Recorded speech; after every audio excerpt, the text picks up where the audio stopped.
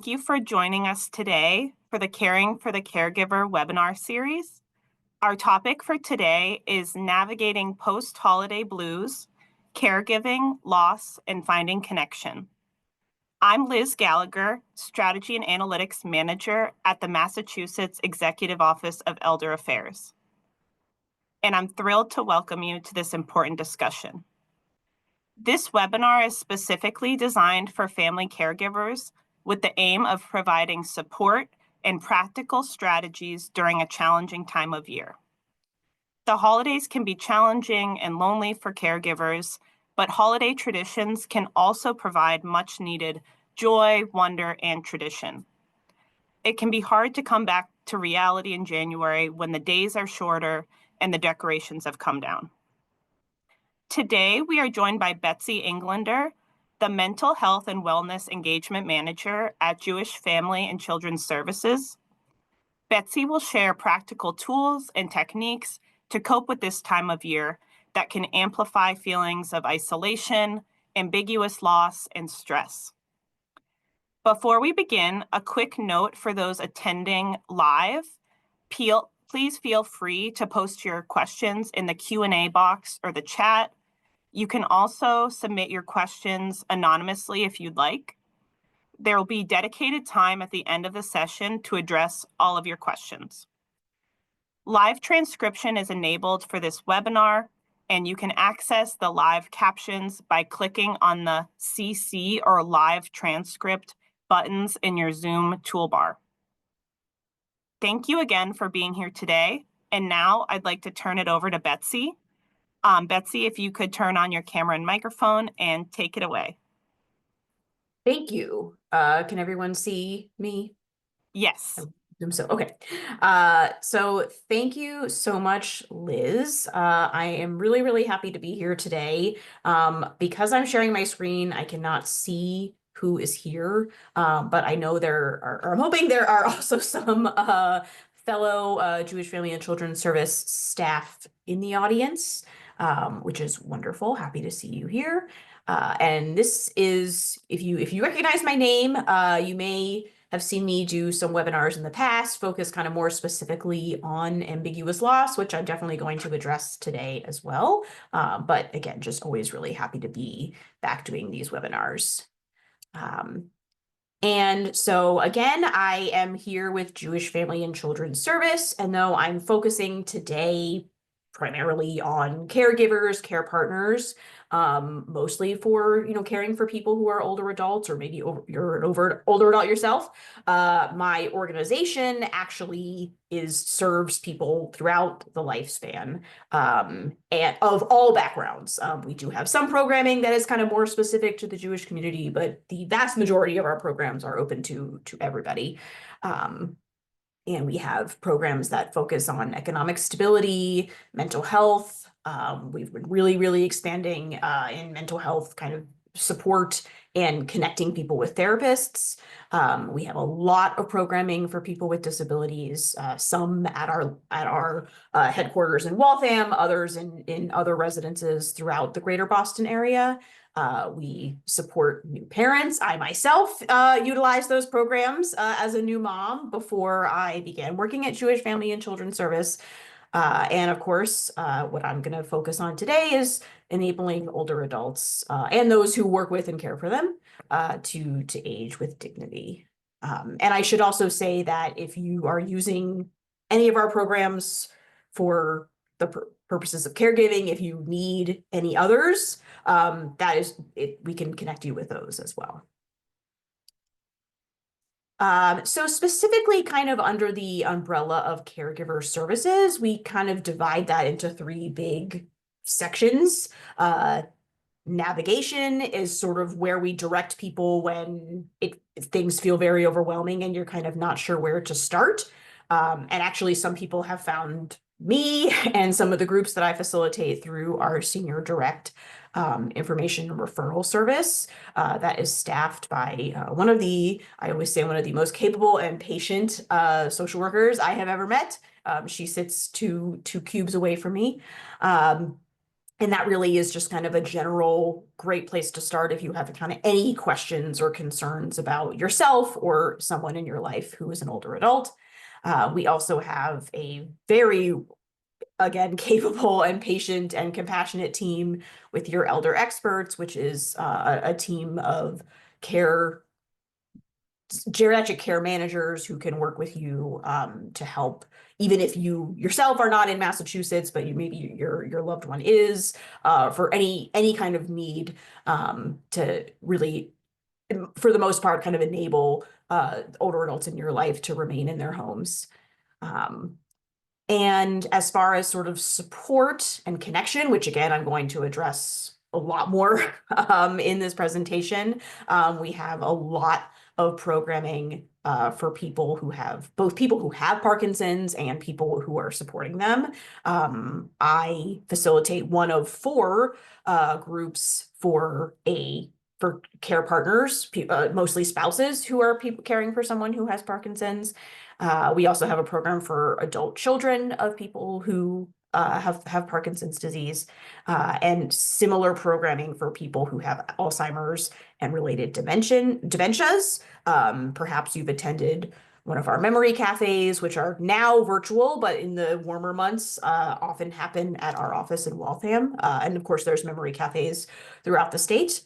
And where you'll find me specifically is under the training and education umbrella of our caregiving services. So I do presentations and trainings throughout the state and virtually, and also facilitate, and I always say, you know, my title, Mental Health and Wellness Engagement Manager, is really sort of a fancier term for a social worker. And I do both the trainings kind of in the larger community, and also facilitate a bereavement group for partner people who have lost their partners under our Betty Englander Miller Center for Jewish Healing. And within that center, we also have groups for people who have lost a parent or people who have lost somebody to suicide.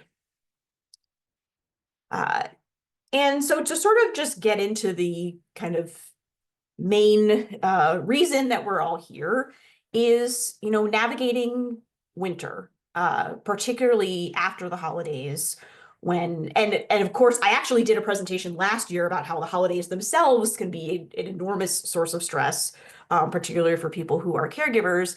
But without sort of those traditions, it can feel even more difficult, more isolated.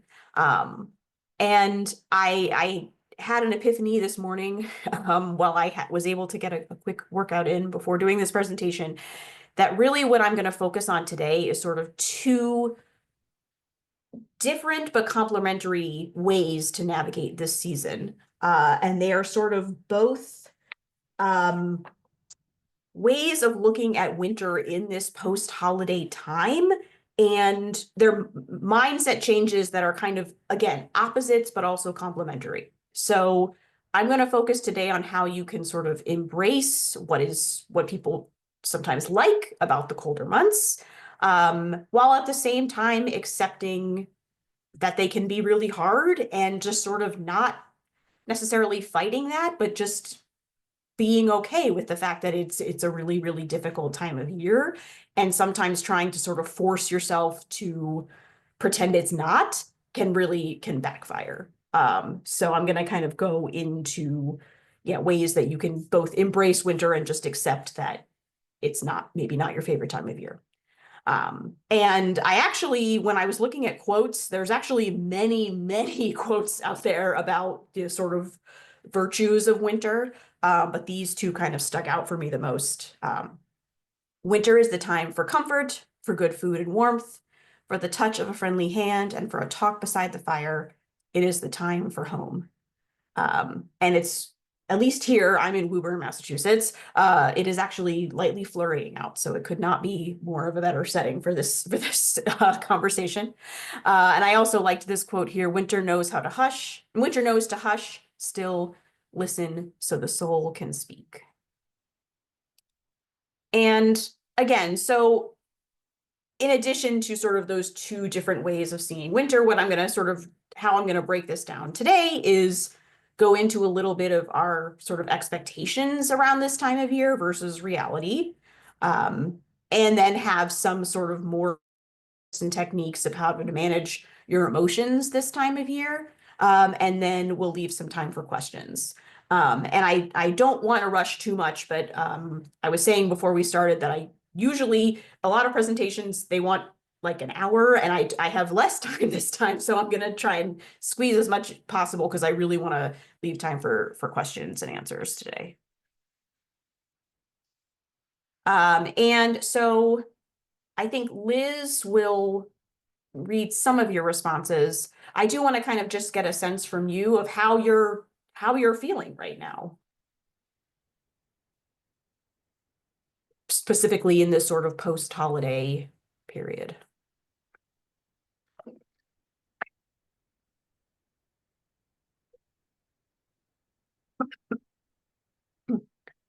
So some of the responses we have in the chat are cozy, I'm in hibernation mode, lonely, working hard to have energy, challenged, relieved, turning inward, a little bit relieved that the holidays are over, time Absolutely. to reset to a better, healthier way. So those New Year's resolutions.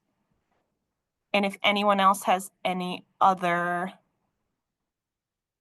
thoughts, please put them in the chat. Someone said, I feel relieved and calm after the holidays. I love my children, but look forward to being alone. I love that, and I feel like that's a perfect sort of segue. Because I certainly understand I mean, my child is very young, but I certainly understand the feeling of relief when school is back. And honestly, I feel like he feels the same way. I think he was kind of sick of us too. Um, and I heard some of this in the responses too, is that, even we I think, as humans, we have a remarkable capacity for resilience and optimism, even when times are really difficult. So, yeah, regardless of sort of if we've tried and not achieved goals in the past, like there is always a sort of, regardless of all of that, it does seem like when the new year starts, we really do want to go in with trying to be healthier and trying to change things or change our mindset for the new year. And that's definitely something that is to be embraced. And often people will, really try and stick to resolutions, even if in the past they have felt, it's been a challenge to do that. And I also heard a lot about kind of the renewed focus and turning inward, on purpose, which is also something I'm going to talk about a little bit later in the presentation. And I've already kind of lifted up as kind of a benefit of this time of year, as opposed to maybe feeling obligated to be social and to see people for the holidays. But I think especially if you are a caregiver, it can be really hard to carry that out because there's just not enough time in the day. And it can be so unpredictable as to how much, capacity and time and resources you have to sort of those meeting the goals that you set for yourself. Um, and I think that can be, lead to some really difficult feelings this time of year, because, you're kind of going in feeling like this is what you want to achieve, but it can sometimes feel like it's sort of out of your control. And in kind of thinking about, ways to deal with that, feelings out of control or feelings of disappointment, I came across a really, really great, actually, I had not really explored the website much at all, but I learned of it through my colleague, Beth Salzberg, who runs our dementia or Alzheimer's and related dementia programming, a really great website and community called Daughterhood. And she shared this excellent article about how even, sometimes it is really intentional, and it's wonderful to be able to really care for yourself. Again, particularly in this time when you're sort of free of the busyness and obligations of creating holiday magic. But sometimes, that can just sort of feel like another thing that you have on your to-do list that you just, you're expected to be balancing when it's just not possible. And I thought this sort of, again, going to the sort of two dichotomies of, embracing the isolation and inwardness of winter versus kind of just accepting that it's hard. This article really resonated with me because sometimes we're not able to practice self-care, or we don't even know what that looks like. But if we can, I like how this person put it, as practicing extreme imperfection, and that is the sort of ultimate act of self-care. Because I think, and I see this in the care partner group that I facilitate, it just feels like you're never doing a good enough job, even though, we as outsiders can see that you absolutely are. But it does often feel like there is this sort of immense pressure to, not only do everything for the person that you're caring for, but also somehow manage to, get outside all the time and sleep 8 hours a day, and just things that are just not always possible. But recognizing that, you are doing wonderful, wonderful work, or, maybe if you don't see it as work, maybe you also have a 9-to-5 job. We are creating better lives for the people we love, despite the fatigue, despite the securities and the never-ending to-do lists. So just sort of accepting and embracing that. And, again, I hope that if you want rest, we all deserve rest, and that is, of course, essential as well. But even if you can't meet this sort of ideal, or what is presented as an ideal of self-care, it doesn't diminish what you are actually achieving. And I think that kind of mindset change really, really resonated with me, and really seems to reflects what I see among the care partners that I work with. And you may have, again, if you've been to any of the previous webinars I've done here, you may have heard me talk a lot more in depth about ambiguous loss. I'm going to sort of speed through it today because, again, I want to leave time for questions. But I included this because I kind of wanted to get at what people might actually be really feeling in this sort of post-holiday time, where there is a lot more reflection and kind of thinking about what you want the year to look like. And just sort of a quick definition of ambiguous loss. It's a person's profound sense of loss and sadness that is not associated with the death of a loved one. It can be a loss of emotional connection when a person's physical presence remains, or when that emotional connection remains, but a physical connection is lost. Often there isn't a sense of closure. And in the ambiguous loss presentation, I kind of talk quite a bit about how closure is often not possible, even when someone dies. It's sort of a myth. I won't get into that as much here. But I just kind of wanted to talk about ambiguous loss because it is something that is really, really, I would argue, part and parcel of the experience of caregiving, is because you are often negotiating lots of losses that maybe aren't visible to others, and may be sort of hard to articulate, or people maybe don't understand. I just see that for people that are care partners, they have to give up so much. Their life changes so much. And of course, the person they're caring for has lost a great deal. So it's really it can feel like sort of a more longer form of grief, even as the person you're caring for is still alive. And I think that is kind of what can be what people are feeling in this very difficult time of year. Again, because you're sort of in a more reflective mode. And so you may be sort of grappling with that. And disenfranchised grief is a kind of a similar concept. It refers to grief that is not or cannot be openly acknowledged, publicly mourned, socially supported, or that is misunderstood or trivialized. And again, this disenfranchised grief kind of is more about like when it's used more typically when someone has died. An example that's used a lot is sometimes like if you work with someone for a long time and they die and you're maybe not included in funeral services or things like that, or loss of a pet. I mean, I think many people are now much more understanding of how devastating that could be because many people own pets. But yeah, sometimes it can kind of not be treated as the same as the loss of a human family member. But it also can be applied to other, it overlaps with ambiguous loss because people often feel their grief is disenfranchised if they, if they have a miscarriage or it came up a lot kind of when everything was shut down during the early days of the pandemic.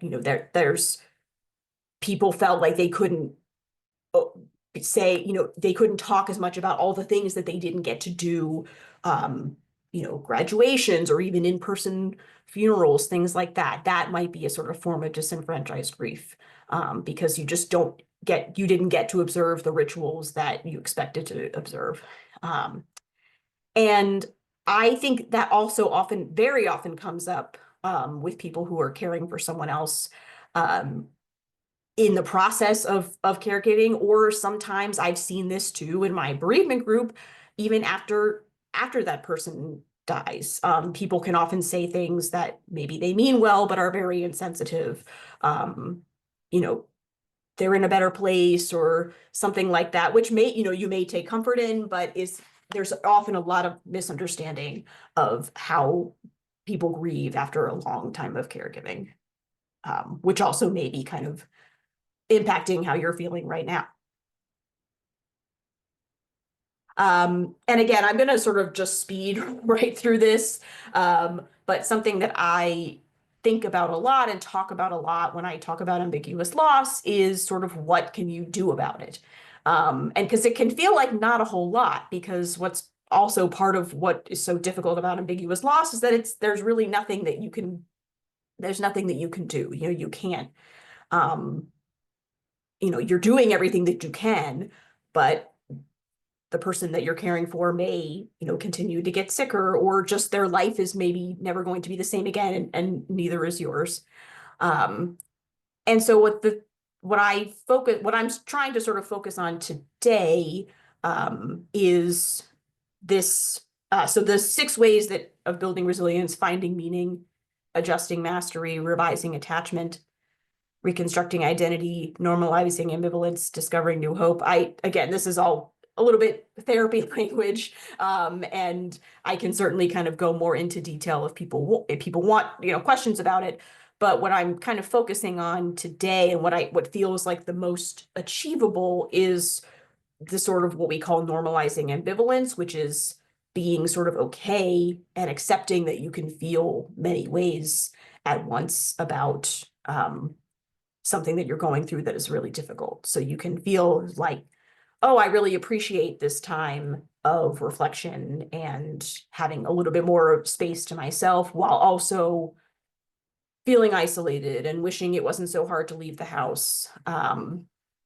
And I would also argue too that a lot of what I've heard from you and kind of what I'm getting at in this presentation is what would fall under what she calls adjusting mastery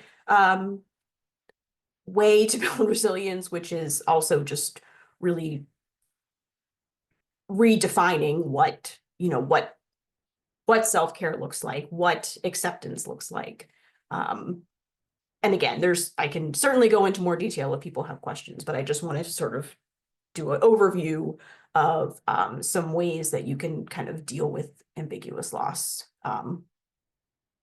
which is hard, again, because there's a lot of it that you can't control.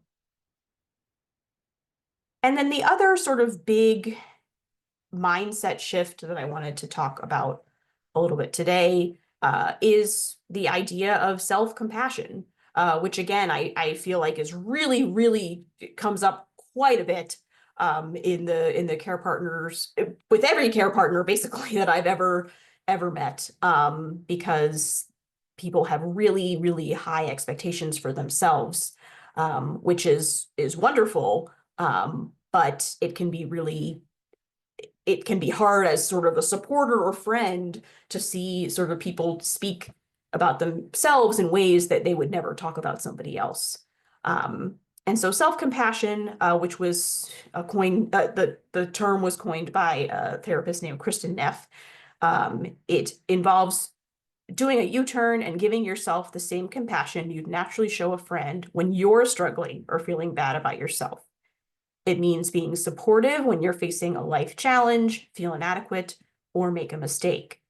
Instead of just ignoring your pain with a stiff upper lip mentality or getting carried away by your negative thoughts and emotions, you stop to tell yourself, this is really difficult right now. How can I comfort and care for myself in this moment? And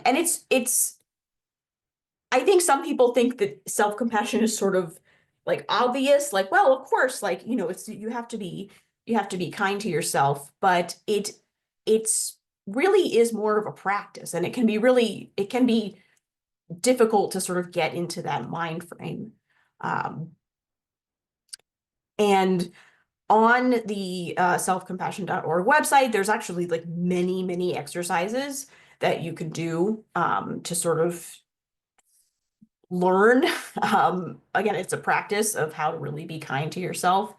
Because I mean, my initial reaction is like, well, sometimes you are doing something wrong and you need to sort of deal with that. You can't just always give yourself a break. Sometimes that guilt or other feelings are there for a reason. And I think self-compassion is not to say like you no matter what you do, it's okay. But it's just to sort of just be kind to yourself, because that is more effective in doing things differently or better than just beating yourself up all the time. And I think this exercise is really helpful in teasing that out, because I think it just comes naturally to a lot of us to just sort of use self-criticism as a motivator, particularly when you're thinking about New Year's resolutions. It's easy to think like, well, so-and-so is able to work out for 30 minutes every other day. Like, why can't I? What's wrong with me? And of course, society doesn't help often with that. And so it's really easy to sort of think like, well, if I just am hard on myself, that will motivate me to change, but it often doesn't. And in the meantime, it just is unpleasant and not fun for you. So I think really trying to tease out the ways that all of the times throughout our day that we're critical of ourselves, and reframing that can go a really, really long way. Because again, it's often, it doesn't actually motivate people to really make long-standing sustainable changes. And I think this last bullet point here, every time you catch yourself being judgmental about your unwanted trait in the future, first notice the pain of your self-judgment and give yourself compassion. And again, this is not about saying like totally let yourself off the hook, but it's just acknowledging that, we're all human, we all make mistakes, and that doesn't mean that we're not good, worthy people who still can achieve our goals without being so incredibly hard on ourselves. And maybe that means, revising timelines, or maybe that means changing what the goal is. But self-compassion is a better way to get there than just sort of nonstop personal judgment. And it's not, and again, it can be really hard to get out of that mind frame. And I think, yeah, certainly things like social media and, feeling like everybody else kind of has this figured out is not helpful, but that's where sort of a practice of self-compassion can come in. And again, just quickly, keep my eye on the time. before I open up to questions, because I see there's lots of things in the chat, which is exciting. I know I sort of addressed this already in the beginning of the presentation, but I facilitate one of three actually partner loss bereavement support groups that actually quite a few people have come through from other quite a few people in those groups were caregivers for their spouse. And so those are all virtual as of now. As I mentioned, we also have a suicide loss survivor group that meets, I believe, twice a month. We have Balancing Act, which Beth, who I mentioned before, facilitates along with the person who runs the Senior Direct Information and Referral Service. And that is for adult children who are caring for a parent who has Alzheimer's or other dementias. We have our Parkinson's Care Partner Support Group, which there are several of those. I facilitate one of them. And I wanted to share the Memory Cafe because it's a fantastic resource for people with dementia and people who care for them. Really can't say enough about how welcoming they are and how just interesting and educational the programming is, both in person and on Zoom. And again, we have our own, but we also on our website have I believe a tool that will help you find them throughout Massachusetts. So wherever you are, certainly you can, you don't have to come to Waltham. And then finally, I did say I was also going to mention, things that can help you embrace winter. And so not surprisingly, perhaps the people that have sort of mastered this are people in Scandinavian countries where they, have hardly any sunlight this time of year. And I also thought you would maybe enjoy me attempting to say these extremely challenging words. But so from Norway, you have this concept of friluftsliv, which translates roughly to open air life. This means dressing for the weather, from woolen socks and leggings to safety-focused reflective strips on your jacket and getting outside. I personally am I always say I'm a weirdo who doesn't mind the cold. As I get older, I feel like I actually have less and less tolerance for heat. But people who live in those countries like seem to get outside quite a bit. And often they say there's no such thing as bad weather. There's only, you're not dressed well enough, prepared well enough for it as far as your clothes. And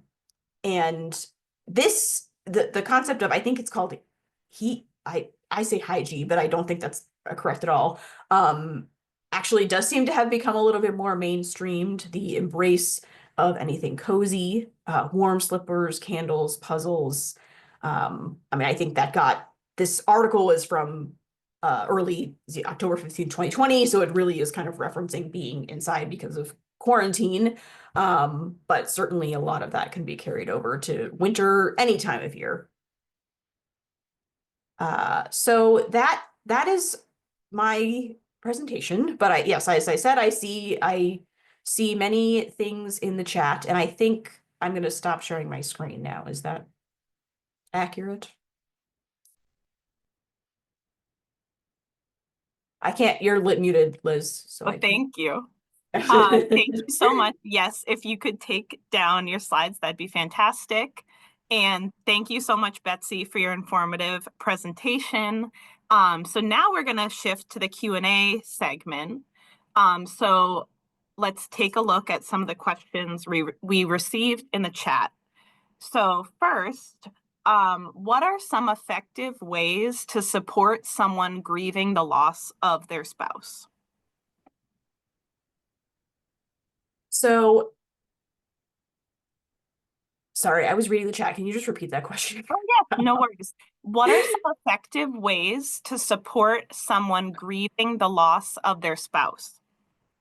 Yes. So I think sort of I'm not going to say only, but certainly to me, the most effective thing is just listening without judgment. Like almost that is what immediately comes to mind. Because I think what happens when we're trying to support someone who's lost a spouse, and I say spouse specifically, one, because that is, I don't want to say it's my expertise, but that's the group that I facilitate. So I'm kind of most familiar with that type of loss. Is that it does feel very different, I think, than loss of a parent. And I mean, I can't even speak to loss of a child or but I think people often feel very nervous that they're not going to say the right thing. Uh, when I think listening without judgment is much more effective than anything that you can say. Because almost everything kind of feels like a platitude. So just saying, I'm sorry for your loss. What can I bring you food? Can I come sit with you? Is, I think, much more effective than, yeah, trying to say the perfect thing. And I get that. I mean, I often feel like, oh, well, I work in grief. Like I have to always say the right thing. And you just don't know what that is. Because yeah, even things that you think are really kind of beyond, I'm sorry for your loss, just might not be taken the way that you want them to. And that's not, I don't think that's like a kind of, if it's a close relationship, you'll move past that. But I think so yeah, people just often feel like no one wants to hear them talk about grief because it's so dark.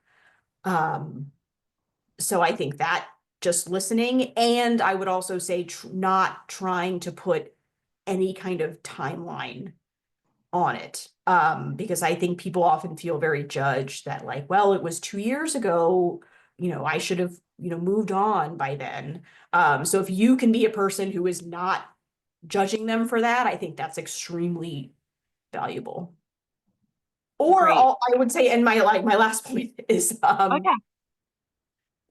or I would say if people want to be, because some people sort of want to retreat, but some people don't. Some people really want to just like travel or keep busy. I would also say just not judging that either. That's a really good way to support people too. Is again, because I feel like people really just feel kind of judged no matter what they do. So I think just going at the accepting, not pushing people to do things, even if you think it would be good for them, but also not saying like, oh, are you sure you want to do this? Because that might just be what they need the most. And we actually just got another comment in the chat that's related to this. Somebody commented, I Absolutely. found Yes. asking my mom what she misses about my dad Yes. after he passed, 100%. his eye color, smile, Mhm. stories, sharing the things you miss. Totally. Yes, I hear a lot. People will say like, oh, my partner's friends will seek me out, but then they never talk about him. Because they mm, think it will upset me. And actually the not talking about it is far more upsetting. So yeah, I think Tim, that is absolutely accurate too, what you said. yes. And the next question is, how can I encourage an older loved one to maintain the social connections they built during the holiday season? This is a really good question, and I don't know that I necessarily have a great answer for it, but I would just say that, I mean, yeah, just to try and kind of bring it up as much as possible and say like, well, like there's no reason that you can't keep that up now. Um, Mhm. and I guess it would say like if you think you're feeling, kind of isolated now, like they're probably feeling that too. Um, Yeah, the and connection's not limited to only the absolutely right, holiday right, get-togethers. right. And there's no, I mean, like we just made totally store-bought pre-made dough. Like we made gingerbread cookies with my son this past weekend. Like, so there's kind of no time limit on, if there are things that you enjoyed during the holiday, there's no reason to not do that, keep doing that now. Hmm. But yeah, I would emphasize too that like, that person is probably just as eager for the connection to continue as you are. Hmm. And another question was, I take care of my mom, and I'm often overwhelmed by how few people understand how difficult it is. I feel as though the culture makes it super expensive to have elders being taken care of by a facility, and yet as a son or daughter taking care of family, a family elder is overlooked and considered, and of course you would be taking care of them. So they're feeling overwhelmed by people not understanding how difficult it is. I completely, again, really glad, Tim, you're bringing up a lot of great points. Yes, I think something that it is so misunderstood, like the totality of caring for, yeah, a parent or any other family member.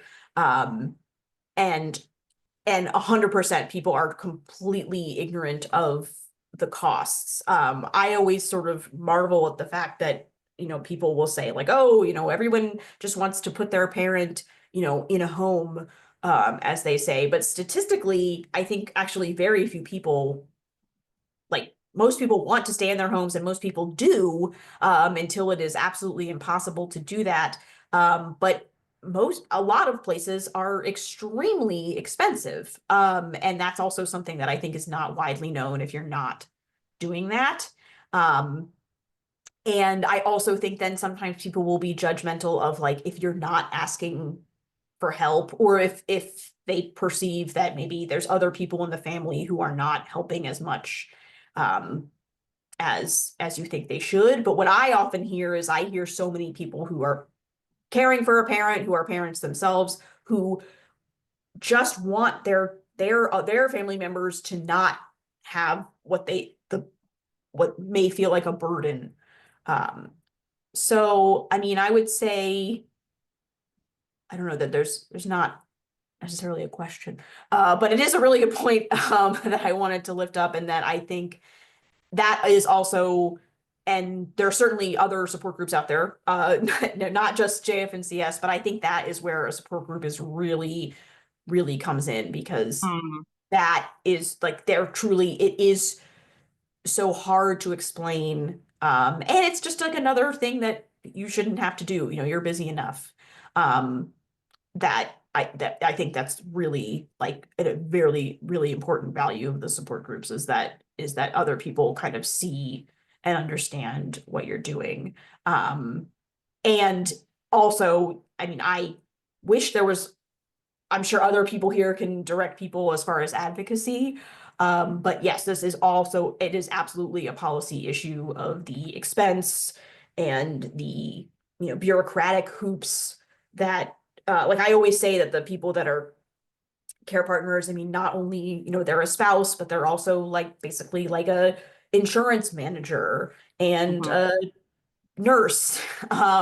So just the number of things that people have to juggle, is definitely like a larger policy issue that, absolutely needs to be addressed. Kind of no matter where you are politically, there are absolutely larger reasons why it's so expensive.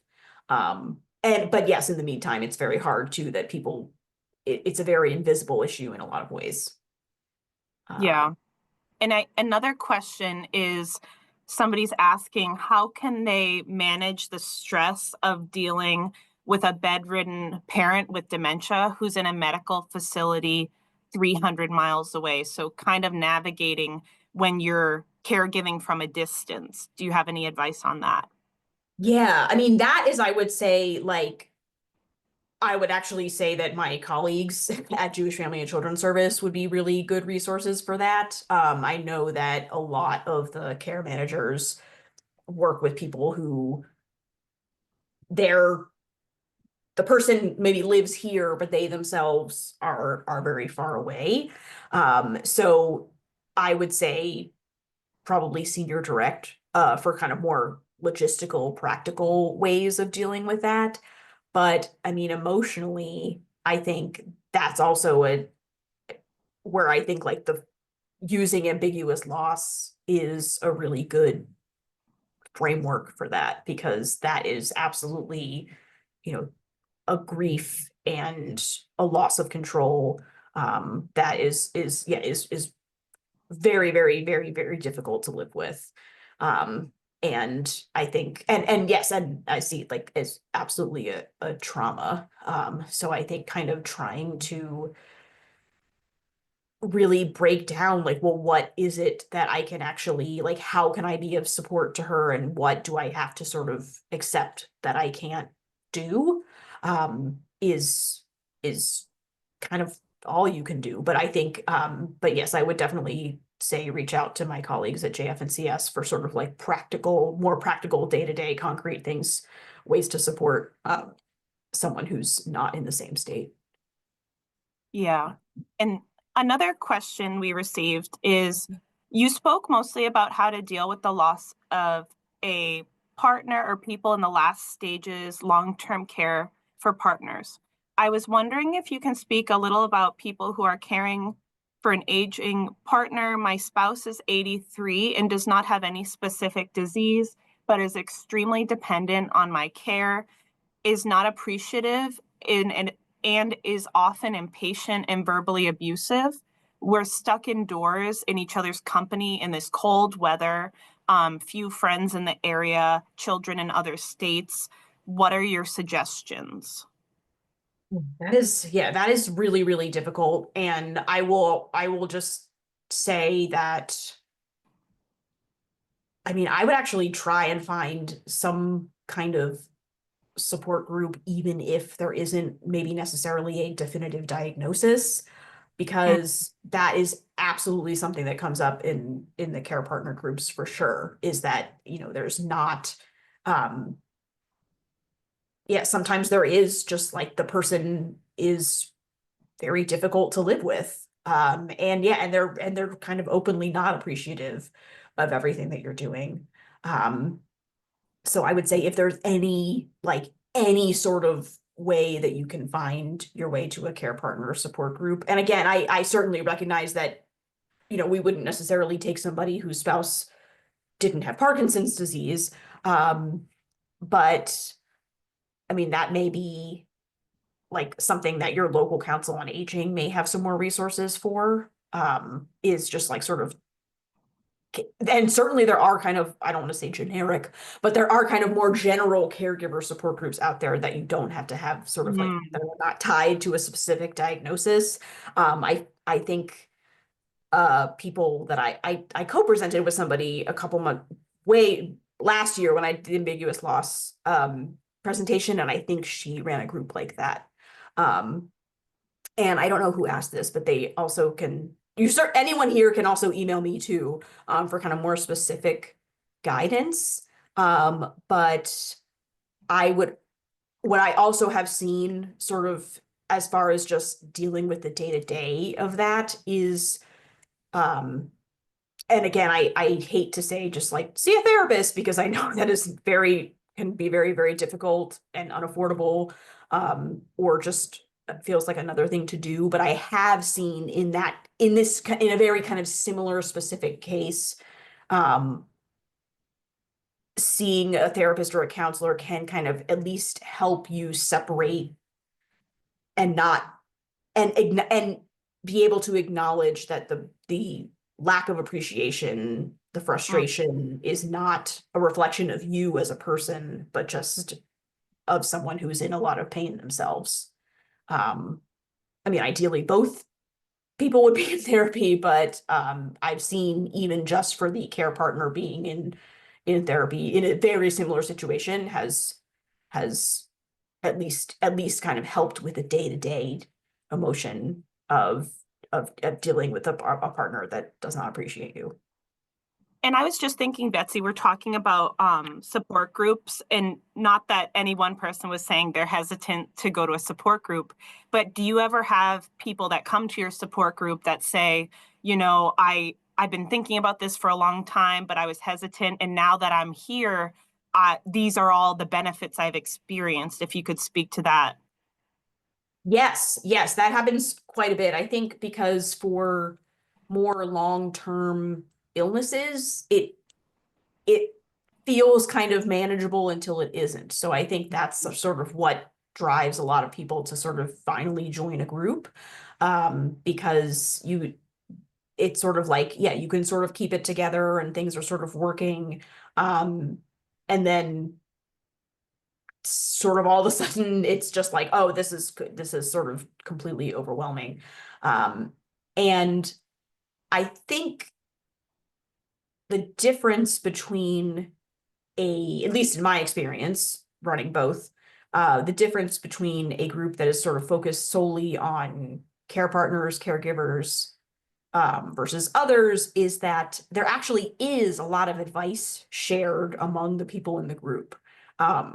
So I think why people are sometimes kind of hesitant to join is that they feel like, one, it may be sort of an admission that they don't know what they're doing, which that's not how I feel, but some people feel that way, or that it's just sort of like people just complaining. It's really not that at all. For one, I always say that there's a lot more laughter than I expect that happens in these groups. I think just because it's with, you're with like-minded people. Um, and, it's good to see humor even in very dark things. But again, there is so much knowledge in the room just from all the different experiences that people have that is often shared, that it's, you're not only getting emotional support, but you actually are often getting like very kind of concrete ways to, make your life better or to try programs that might be helpful for the person you're caring for or yourself.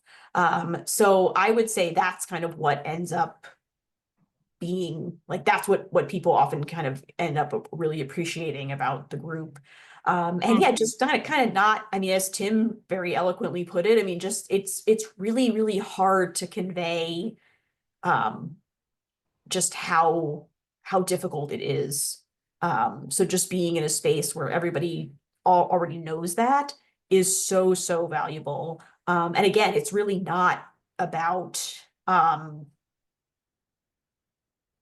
I, this is also partly my my job too, but it really isn't just kind of everyone just like whining. Though of course that's fine with me if people need to do that. But there really is kind of a lot of real concrete support that happens in those groups. And Mhm. our groups are virtual. There are certainly groups out there that are in person. And we do have programming that's in person, but we encourage, and often it does happen, like people will kind of get together outside on their own. Oh, So it great. actually can also very concretely address some of the isolation that people have brought up too. Um, Mm. Meeting and up for a coffee group or yes, something like absolutely. Yeah, that. absolutely. I mean, sometimes because they're virtual, there are sometimes people that are a little bit further away, but still vast majority of people are in the greater Boston area. So um but yeah, I would say that I certainly understand the hesitation. But uh but yeah, I think once people sort of show up, they very kind of quickly see that it's really a very accepting, you know, generous space.